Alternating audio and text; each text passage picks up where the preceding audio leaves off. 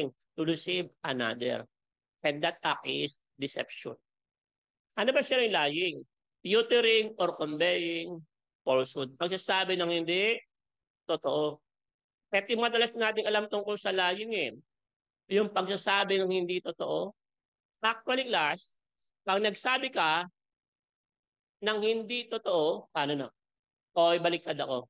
Baliktarin natin. Kasi madalas sabi natin, pagsasabi ng hindi totoo eh. Pero actually, pag hindi mo o hindi ka nagsalita o hindi ka nagsabi sa dapat mo sabihin o kumaga sa madaling salita, nagsawalang kibo ka, ibig sabihin class, nagsisinungaling ka rin nun eh. Kasi ganito yan para maintindihan nyo. Madalas ang lying all about voice, all about talking, all about uttering, talking, telling na hindi totoo. Lying. Yung lagi meron siyang verbal na sinasabi. Pero actually class, yung non-verbal, lying din yun eh. Ngayari, example, para makapag-connect natin. Meron ka nakita ang pangyayari. Tinanong ka ng pulis, nagtanong yung pulis, sino dito nakita ng krimen? Kaya nakita mo, hindi ka umik. Nagsinungaling ka ba nun? Yes. Diba? Pagsisinungaling din yun eh. Kasi kala nga natin lang siya magsinungaling, all about telling the untruth. Yung merong verbal na sinasabi. Pero pag hindi ka umimik, hindi ka nagsalita sa dapat mo sabihin, ibig sabihin lang, nagsisinungaling ka rin. No? Okay naman, nagsalita ka. Pero sinabi nyo, half truth. Ang tawag naman doon, lie of omission. May sinabi ka, pero bawas. Lie of omission yun. May isa naman, may sinabi ka kompleto, hindi lang kompleto, may dagdag pa. Lie of exaggeration naman yun. Okay? Actually, maraming klase ng lie eh. Madalas yung marig na lie, yung white lie. Ano yung white lie? Telling lie for the good of other people. Ito yung madalas natin ginagamit na lie eh. Yung white lie. Yung mga small lies, white lie din yun. Ano pa? Yung jokes is also a white lie. Diba? White lie, madalas natin ginagawa yung white lie. Pangalawa, yung red lie. Sino gumagamit class ng red lie? Sino nag-utilize, nag-employ ng red lie? Mga komunista, communist or activist. Sir, bakit po pag sila nagsinuling tawag sa nila red lie? Kasi ang tawag sila reds. Mga tawag natin sa mga komunista, mga reds, mga pula. So sila pag gumamit ng kasinungalingan, tawag doon, red lie. Mga propaganda nila, that is a red lie. Tingnan nyo class. Hindi ka basta-basta maniniwala dapat sa kanila eh. Yung pinaglalaban nila yung bayan, yung bansa natin. Pero yung nanay nila, hindi nila masikaso. Tayo nga nila tumanong ng utang loob sa nanay nila eh. Diba yung babae dati in-interview, wala raw siyang utang na loob sa nanay niya. Dapat daw hindi sila ginagamit bilang investment. Pero nakipaglaban siya sa bayan. Duruin mo, paano kang maniniwala na mahal nila yung bayan? Inanay nga nila, hindi nila mahal eh. Di ba ganun? Dapat unang tutulungan mo, yung kamag-anak mo, yung malapit sa'yo. Ikaw nga, di ka malapit sa'yo, hindi ka lalo gusto kong tulungan niya, kalokohan. Diba? Do you get the point? Propaganda yun. Diba, sabi pang ayaw nila sa Amerikano. Ayaw nila sa Cortanes, imperialist ang Amerika. Pero tingnan mo yung sapatos na Jordan shoes. Made in America yun. Pantalon nila, Levi's. Made in America. Nung nagutom, kumain sa McDonald's. Nung nag-Yossi, Blue Seal. Diba? O, kalokohan. Pinagluloko lang tayo. Dahil sa propaganda, ang tawag natin doon, red lie. Yung ginagawa ng alas na mga dugo-dugo, ng mga budol-budol, ang tawag naman doon, mga black lies. Black lies with pretension and hypocrisy. Black lies with a lie with pretension and hypocrisy. Yan. May mga pagpapanggap. Ginagawa ito ng mga dugo-dugo. May tumatawag sa phone. Dati may landline pa. Day, sino po sila? Si share mo to, Day. Na-aksidente ako. Kunin mo yung pera doon sa drawer. Tsaka sa drawer, Day. Dali mo sa ganitong lugar, Day. May kukuha niyan para ipambayad ko sa ospital kasi na-aksidente ako, Day. Amo mo to? Si sir mo to. Buti si Inday matalino matunog. Aware na aware sa mga panloloko ngayon. Sabi niya, hindi mo ako maloloko. Alam na alam ko, hindi ikaw si sir. Diba? Ba't mo ba sinasabing hindi ako si sir? Alam ko talaga hindi ako si sir. Hindi ikaw si sir ko, sabi ni Inday. Sinasabing hindi ako si sir mo nga to. Hindi ikaw si sir. Check na check ko, hindi ikaw si sir. Kasi si sir, ang tawag niya sa akin, cupcake. Yan. Kaya alam ko, sigurado ko, hindi ikaw si sir. Kasi si sir, ang tawag niya sa akin, cupcake. Ikaw, tawag mo lang sa akin, Inday. Hindi ikaw si sir. Yeah. Ay, yung galing Inday. Mga dugo-dugo yun. Ano pa, yung mga budol-budol. Yung bebentahan ka ng ginto, ba yung bara ng ginto, kahit isang lamo sa sanglaan mabibenta mo. Bakit, sir? Talagang benta mo siya eh. Kasi ang binigay sa'yo, talagang puro ginto. Unang na ginto talaga. Diba? Nabenta mo ng 30,000. Nabili mo ng 30,000. Nabenta mo ng mga sabi natin mga 50,000. Di kumuti ka ng 20,000. Diba? Doon napapasok kasi yung greediness ng tao, yung greed. Anong nangyari? Maingganyo ka bumili sa susunod ng mas marami. Di ba ganun tendency ng tao? Bibili ng mas marami kasi naganda sa unang serbisyo niya. Doon ka nabebenta ng peke. Bibili ka ng 1 billion. O, puro bato na yun. Puro bato. Puro bakal na bibili ka kay Tanso. Doon ka na napeke. Tawag doon mga budol-budol. Magamit ng pretension and hypocrisy. O kaya yung mga lalaki, they are pretending to be a rich man in order to deceive another. Nagpapanggap na mayaman in order to receive another. Para makapangloko. So that is known as black lie. So maraming klase ng lie. Okay? Dito ang didetect natin, deception, na epekto ng lie. Okay, next. Another term. Yung tinatawag natin na electrodermal response. Saan naman to? Ano mo ibig sabihin nito, sir? Ito class, ito mo to sa refers to human body phenomenon. Okay? Itong electrodermal response lang, tumutukoy daw po sa isang human body phenomenon. Anong klaseng body phenomenon daw to? In which the skin changes resistance electrically upon application of certain external stimulus. Okay? Isang bagay o pangyayaring nagaganap sa ating balat. Palagay nyo class na to. Ano yung tinutukoy ditong electrodermal response class? Isang phenomenon na nangyayari sa ating balat. Ito yung pamamawis. Okay? Sir, bakit po sinasabing pamamawis, skin changes resistance electrically? Bakit po? Yung ating bang polygraph class, naglalabas ba ng kuryente? Yes. Kaya yung ating polygraph class, naglalabas ng kuryente yon. Gumagamit siya ng tinatawag natin yung sensing current. Ayan. Meron siyang nilalabas na tinatawag natin yung sensing current. Di ba sabi sa atin during our college days, in order to detect the sweating or perspiration of the subject is we are using finger plates that was attached to the index and ring finger of the subject. Kinakabitaw natin sa index sa ring. Bakit? Para ma-detect mo raw yung pamamawis ng tao. Yung finger plates na yung class, naglalabas ng kuryente yun. Ang tawag doon, sensing current. Sir, di ba nakakatakot yun? Baka makuryente yung aming subject? Hindi naman, class. Yung ginagamit natin kuryente doon, napakababa. Beyond the threshold of feelings. Okay, ano ba yung amount ng kuryente yung ginagamit natin doon? Na tinatawag yung sensing current, 5 microamp.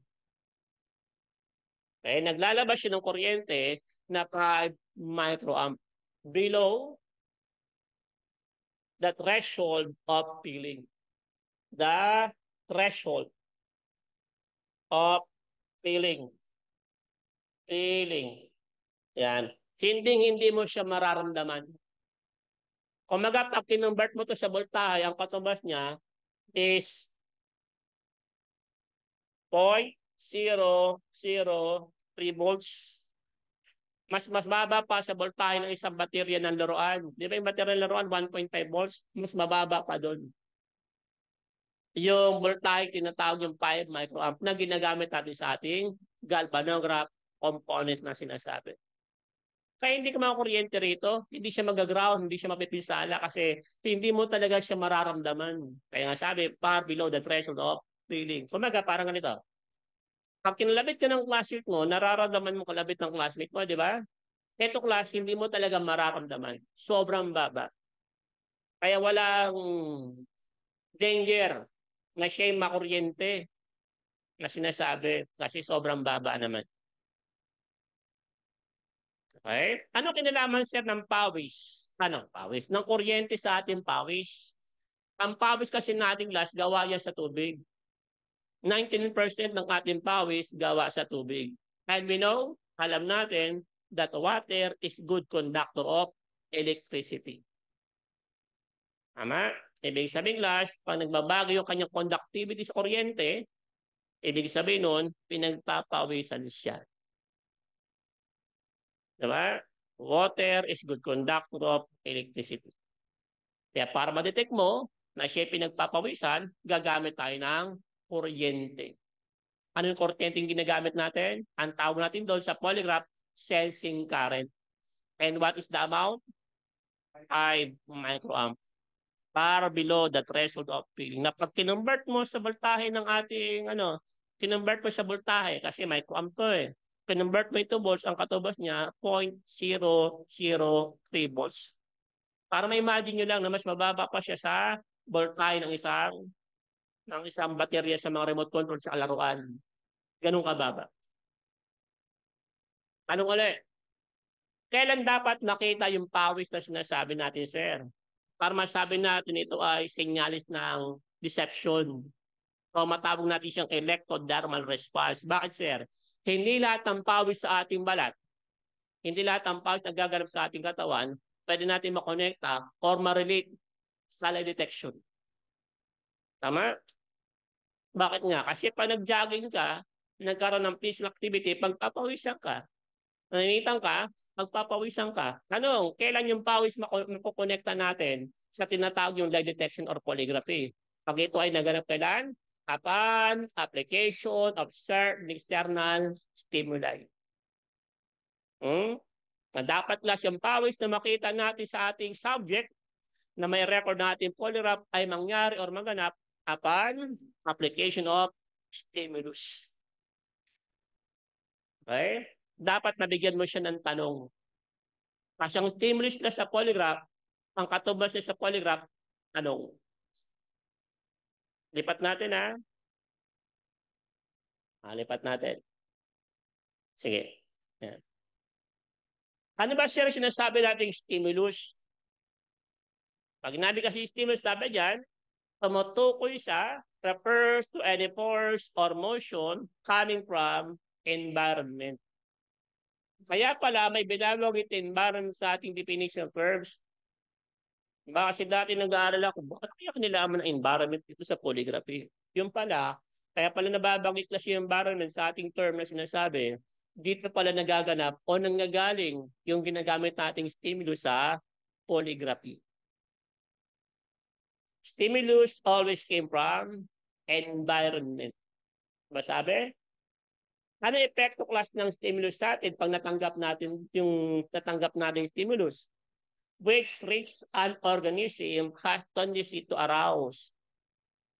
Ibig sabihin last, nagpapagising to ng ating diwa. Ang stimulus, gumigising ng ating diwa. Ang sinasabi ng diwa, gumigising ng ating emotion. Arouse our emotion. Ang alam ko, merong 4 na klase, major types ng emotion. What are the 4 major types of emotion? Happiness. Ano pa? Yung sadness. Yung ano pa? Yung pagkagalit. At saka fear. Diba? Kasi pagka normal na individual class, pag ikaw ay isang normal individual or healthy individual, you always react to stimulus. Reacts properly to stimulus. Ganito yan. Nakita ng bagay na masaya. Natutuwa ka ba? Natutuwa ka. Di ba, nagre-react yung katawan mo sa stimulus? Nakarinig ka ng masayang kanta, pati ko napapaindak eh. Parang yung nagreklamo dun sa barangay, kasi nagre-review siya for the board exam. Nireklamo niya yung kapitbahay niya. Bakit? Malakas daw siya magpatugtog ng radyo eh. Kaya nagre-review siya. Nireklamo niya ngayon. Pagdating sa barangay, ano problema sir? Kaya niya pala nireklamo class yung kapitbahay niya malakas magpatugtog ng radyo. Hindi pala tungkol sa ingay ang reklamo niya. Hindi tungkol sa ingay ang problema niya. Ano problema niya? Nag-auto dance daw siya eh. Auto dance. Diba? Kaya nagre-review siya. Nagpatugtog yung kapitbahay niya. Di auto dance kagad siya. Nahirapan siya mag-review. Walang problema sa kanya yung ingay. Ang problema niya, yung auto dancing ng katawan. Diba? He reacts to stimulus. Pag nakarinig ka ng isang malungkot na kanta, natutuwa ka ba? Siyempre hindi. Nalulungkot ka rin. Parang kanta, di ba? Yung kanta ni Moira na sabi, ako ang kailangan, pero di man. Di ba nalulungkot ka yun? Birimay ko kailangan pero di ka mahal. Wow, man. Nakalungkot yun. Napakalupit ng lyrics na, di ba? Ako ang kaya ka, pero isip mo siya. Wow. Di ba ay malulungkot pagka kayo ng isang yun nangyari? Yung malulungkot ka. Oh. Tapos, nagbabiyahe ka. Siningitan ka ng kamoting driver. Nagagalit ka, di ba? You react to that stimulus. Sa nangyagaling stimulus, environment. Okay? Sa polygraph class, yung emotion na ginigising natin sa ating study class, yung pagkatakot. The fear of detection na sinasabi. Okay? Kaya sabi sa atin, ang isang siraulo, insane individual, mga imbecile, is not good to become a subject for polygraph examination. Or they are not mentally fit to undergo polygraph examination. Bakit sa anong dahilan? Because insane individual do not react properly to stimulus. Tama?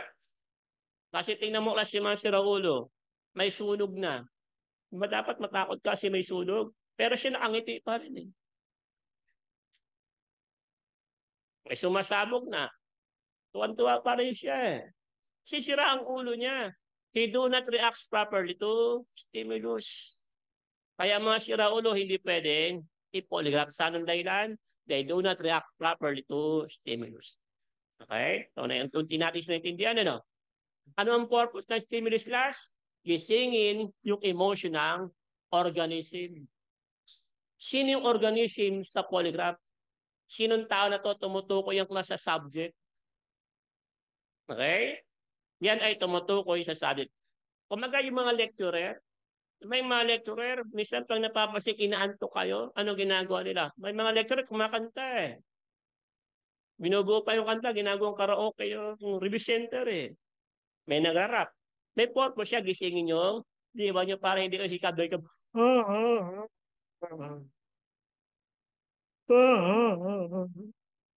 Diba? Meron pang nag-joke para gising ang diwa nyo, hindi kayo antukin eh. Pero wala pa ako nakita tumatumbling dito. Basta meron tumbling. Diba? Ang babae naman, nagpapasexy, diba? Naglalabas ng legs ng konti para gising ang diwa ng mga lalaki. Yung mga babae naman, na imbyer, gising ang diwa nyo. Kasi binibigyan kayo ng stimulus. Yung purpose ng stimulus, gisingin yung diwa ng isang tao to arouse the emotion of the subject. Okay? So ano yung katumbas ng stimulus sa polygraph? Ano yung katumbas ng stimulus sa polygraph? Ano yung ginagamit natin pang gising ng diwa ng subject? Yung question. Pakiclick. Ayan, pakipindot yung slide. Ayan. Yung katumbas ng stimulus, sila. Yung stimulus na ginagamit na sa polygraph ay questions. Tatlong question yun eh. Ano tatlong klase ng tanong na ginagamit na sa polygraph? Irrelevant, relevant, tsaka control. So sabi din class, ang stimulus nang gagaling sa isang environment, tama? The stimulus that was intended to arouse the organism always came from environment. Sa polygraph, in relation to polygraph, ang ginagamit natin tanong. So, saan manggagaling yung tanong? Sa examiner, tama. Kung magkaklas yung katumbas ng katang environment sa polygraph ay yung examiner. So, click. Ayan. Okay? Ba't gumagawa ng stimulus examiner? Para magising yung diwa ng organism. Sino yung organism sa polygraph natin? Yung subject sa pangklik. Ayan. Tama? Ayan.